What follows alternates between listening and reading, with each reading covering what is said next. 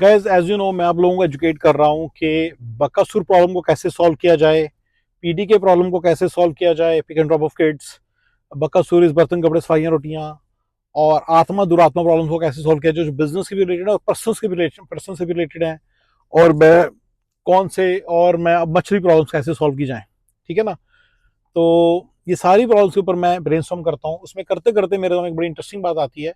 जब आप Bakasur problem solve करते हो, BKSR यानी कि बर्तन कपड़े सफाइयाँ रोटियाँ प्रॉब्लम जो आप सॉल्व करते हो, तो उसको हम एक तरह से कह सकते हैं कि हाउस होल्ड हेल्प, या राइट आप हाउस होल्ड हेल्प हायर करते हो।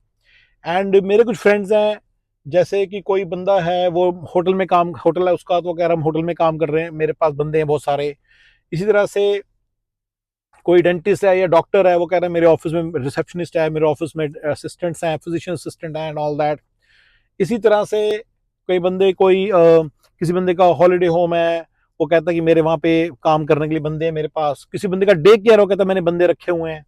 तो मैं आपको कुछ बताना चाहता हूँ डिस्टिंक्ट, थोड़ा सा बच्चों गाइज, मैं चाहता हूँ आप अपनी थॉट को थोड़ा सा गाइड करें और अपनी प्रॉब्लम्स को हेड ऑन लें और उसको उसको उसको उनको उनको उनको सॉल्व करें। तो उसके हिसाब से मैं आपको कुछ बातें बताना चाहता हूँ, ठीक है। कुछ रोल्स हैं वो बिजनेस को इनेबल करते हैं, रेवेन्यू इनेबलर्स हैं, यानी कि आपको रेवेन्यू को मैक्सिमाइज करने में हेल्प कर रहे हैं। यानी कि रिसेप्शनिस्ट है, वो आपकी कॉल्स ले लेती है, पेशेंट का एक्सपीरियंस स्ट्रीमलाइन कर देती है, वो स्केड्यूल बना देती है, सारा कुछ कर देती है, so that instead of spending 4 hours on the dental on the on handling the patients and 3 hours on and handling the schedules and all, you spend all 7 hours on this thing. That helps you in maximizing your revenue potential, and that helps you maximize your hours to your business. So that is what it is. So this is the revenue enabler. और लेकिन जब आप उस business से पैसे कमा के घर लाते हो, तो घर में लाते हो देखते हो आप घर के सारे काम करने पड़ रहे हैं, तो वहां पे जो आपको हेल्प कर रख रहे हो वो आपको लाइफस्टाइल दे रही है। आपका घर आपका लाइफस्टाइल है, आपका ऑफिस आपका रेवेन्यू जनरेशन की जगह है, आपका डेंटल ऑफिस, आपका मेडिकल ऑफिस, आपका होटल, आपका रेस्टोरेंट, ये रेस्टोरेंट में आपने हेल्प रखी हुई है वो काउंट नहीं करती। अगर आपका रेस्टोरेंट में आपने कुक रखा हो, वेटर रखा हो, भी नहीं कह सकते मैंने बंदे रखे हुए हैं, वो आपके रेवेन्यू नेबर्स हैं, उनके बिना रेवेन्यू नहीं जनरेट होगा प्रॉपरली। लेकिन इस रेवेन्यू जो जनरेट हो जाएगा, इसमें से सारे खर्चे निकाल के जो प्रॉफिट आएगा, जो आप अपने घर लेके आ जाओगे, ठीक है ना, टैक्स देने के बाद, उससे जो आप बंदों को हायर करोगे, वो आप अपने लाइफस्टाइल को सपोर्ट कर रहे हो। You got my point.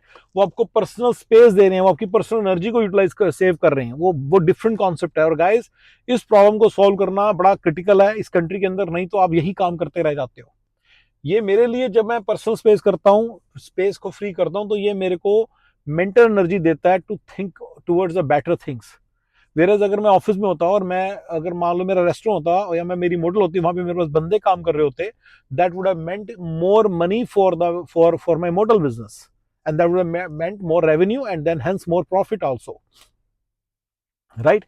So वो एक डिफरेंट कॉन्सेप्ट है। वेयर एज जो आप अपने पर्सनल में कर रहे हो वो डिफरेंट कॉन्सेप्ट है। This gives me freedom of time, lot of freedom, this gives me lot of freedom. मेरे personal space, personal time, personal जो मेरी ऑब्लिगेशन है उनमें से मेरे काम को निकालना, that is done by my personal help. और ये बिल्कुल अलग कॉन्सेप्ट है, और मैं चाहता हूँ सारे लोग इस चीज को इंप्लीमेंट करने का। देखो अपने लाइफ में कैसे आप इंप्लीमेंट कर सकते हो, ठीक है ना, आप इसको कैसे इंप्लीमेंट कर सकते हो to get more personal rewarding time with your kids, with everybody, right, with everything that you hold here. For example, मेरे लिए वीडियोस बनाना मुझे बड़ा मजा आता है, तो मैं जितना सारा टाइम बचता है सारा वीडियोस में डिवोट करता हूँ। ये मेरा सारा पर्सनल टाइम जो है यूज करता हूँ, ठीक है ना, ठीक है गाइस।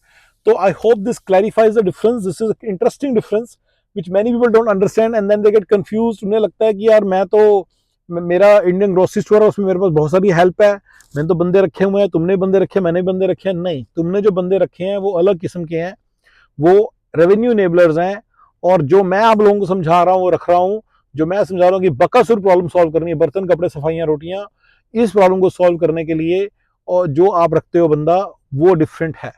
अगर आपके पर्सनल बिल्स हैं, अगर आप एक एडमिनिस्ट्रेशन का बंदा रखते हो to take care of your office के सारे जो एडमिनिस्ट्रेशन के काम है, यानी कि जैसे कि फॉर एग्जांपल कि स्टेट्स के अंदर कुछ फाइल करना, या फेडरल गवर्नमेंट के लिए कुछ फाइल करना, या कोई कुछ और फाइल करना, ऐसी चीज़ों को फाइल करना पड़ता है ना, तो वो सारी चीज़ें, या ई वेरीफाई करना एम्प्लॉयज़ को, वो सारी की सारी चीज़ें वो आपके रेवेन्यू लेबरिंग में आती है। बट जब बंदा आपके पर्सनल बिल्स देखता है, पर्सनल बिल्स को करता है, तो वो आपकी पर्सनल लाइफस्टाइल को सपोर्ट कर रहा है, और वो आपको बेटर लाइफस्टाइल देने की तरफ जा रहा है। और वो हेल्प लेने के लिए मैं बहुत ज़्यादा रहता हूँ, ठीक है ना। मैंने बताया कि आत्मा और दुरात्मा प्रॉब्लम, ATMA, DRATMA, ये प्रॉब्लम दोनों में है, पर्सनल में भी और बिजनेस में भी है।